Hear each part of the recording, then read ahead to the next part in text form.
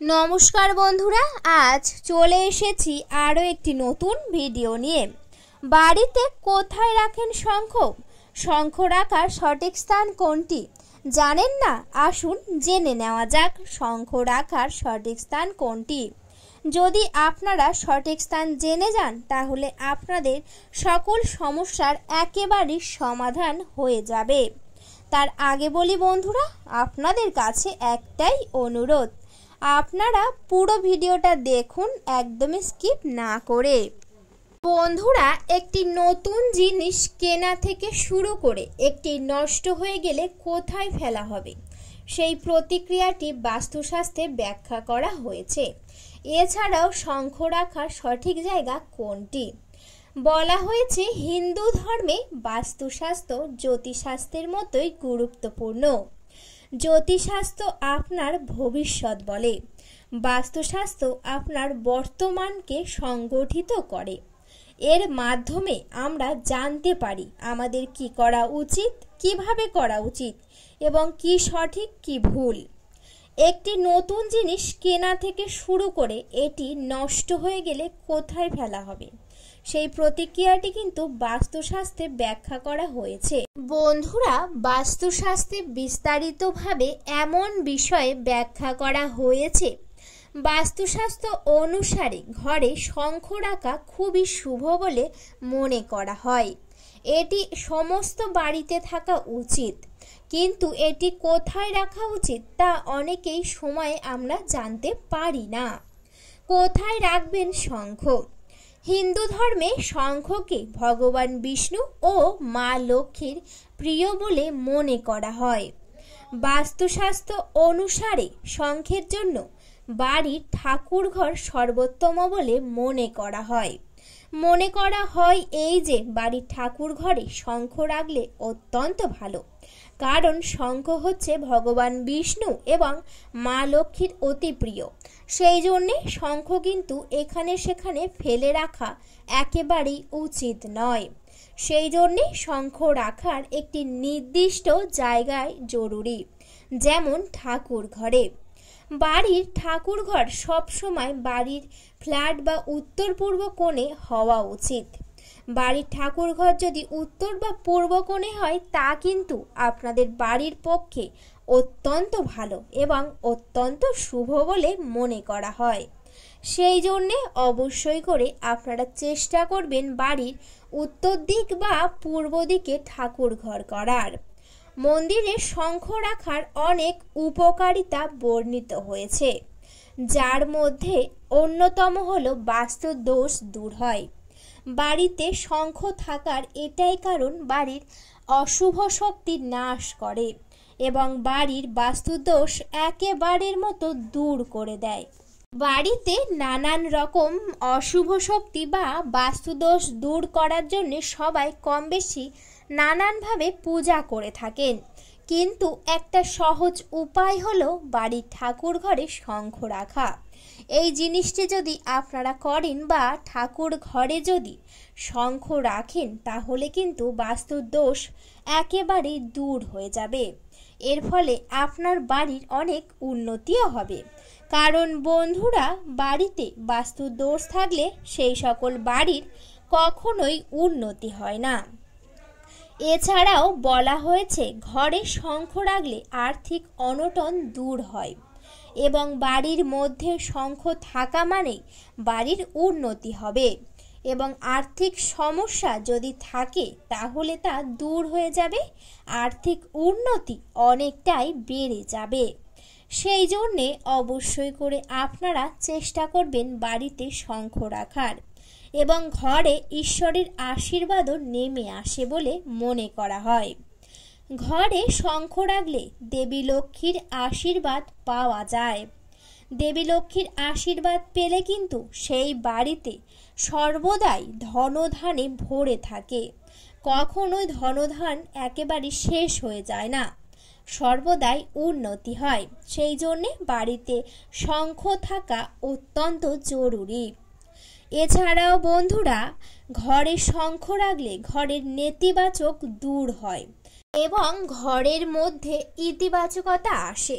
সেই জন্যই বাড়িতে শঙ্খ থাকা অত্যন্ত জরুরি।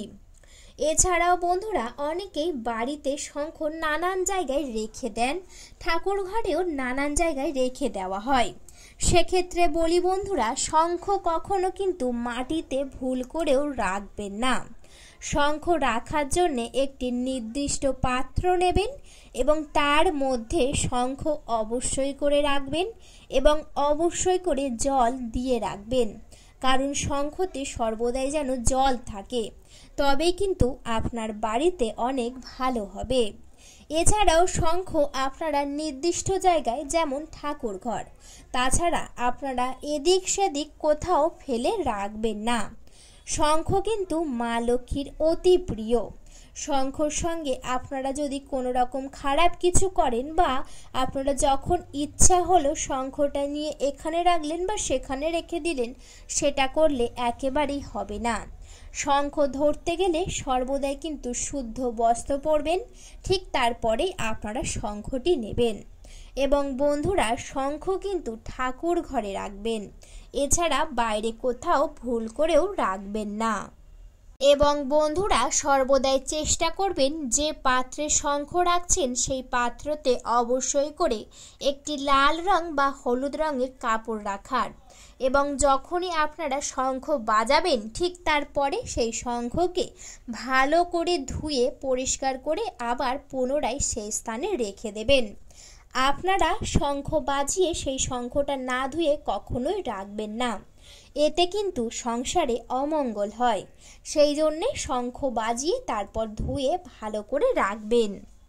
এবং বন্ধুরা সর্বদাই চেষ্টা করবেন শঙ্খ কিন্তু বাড়ির পূর্ব দিকে রাখার, কারণ শঙ্খ সর্বদাই পূর্ব দিকেই রাখা উচিত।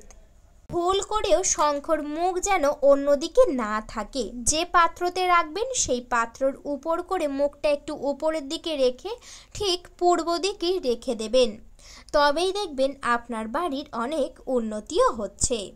এছাড়াও বন্ধুরা বাস্তুমতে বলা হয়েছে ঠিক পূজা সম্পূর্ণ করার পর শঙ্খের মধ্যে সামান্য অল্প একটু জল দিয়ে সেই জল নিয়ে আপনার ঘরের প্রত্যেকটা ঘরে যদি ভালো করে আপনারা ছিটিয়ে দেন, তাহলে কিন্তু আপনার বাড়ির আর্থিক সমস্যা দূর হয়ে যাবে এবং অশুভ প্রভাব থেকে আপনারা একেবারেই মুক্তিও পেয়ে যাবেন। সেই জন্যে আপনার বাড়ির পূজা সম্পূর্ণ হয়ে গেলে শঙ্খেতে জল দিয়ে সেই জল আপনার প্রত্যেকটা ঘর সহ সদর দরজাতে ভালো করে ছিটিয়ে দেবেন। এছাড়াও বন্ধুরা কখনোই শঙ্খ ধুয়ে সেই জল পুজোর কাজে কখনোই ব্যবহার করবেন না। প্রতি সোমবার শঙ্খ পূজা করলে পরিবারের আর্থিক উন্নতি নিশ্চিত, বাড়ির উন্নতি অনেকটাই বেড়ে যায়। সেই জন্যে প্রত্যেক সোমবার আপনারা চেষ্টা করবেন শঙ্খকে ভালো করে পূজা করার। এছাড়াও বন্ধুরা বাজার থেকে শঙ্খ কিনেই তা ব্যবহার করা ঠিক নয়।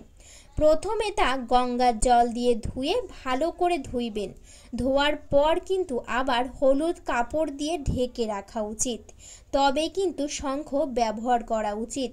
ভুল করেও বাজার থেকে কিনে নিয়ে এসে মাত্র আপনারা ব্যবহার করবেন না।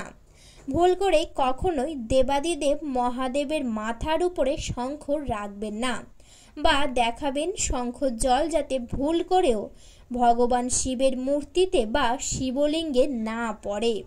বন্ধুরা যদি ভুল করে আপনারা শিবলিঙ্গে এই শাঁখের জল অর্থাৎ শঙ্খ জল যদি ফেলেন, তা কিন্তু চরম বিপদ হতে পারে। সেই জন্য মহাদেবের কাছে থেকে অবশ্যই দূরে রাখবেন শঙ্খ। ভুল করেও শঙ্খ জল নিয়ে মহাদেবকে আপনারা কোনোভাবেই অভিষেক একেবারেই করবেন না।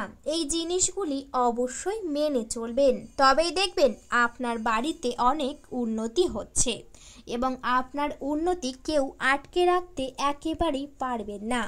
বন্ধুরা আশা করি আপনারা পুরোটা বুঝতে পেরেছেন শঙ্খ রাখার সঠিক নিয়ম। বন্ধুরা ভিডিওটা এই পর্যন্ত। ভিডিওটি যদি ভালো লেগে থাকে অবশ্যই করে ভিডিওতে একটি লাইক করবেন, শেয়ার করবেন এবং সাবস্ক্রাইব করে পাশে থাকবেন। আজকের মতো আমি বিদায় নিলাম। সবাই খুবই ভালো থাকবেন, সুস্থ থাকবেন। সকলে একবার কমেন্টে আপনাদের ইষ্ট দেবতাদের নাম অবশ্যই লিখে যাবেন। আপনাদের সকলকে জানাই অনেক অনেক ধন্যবাদ।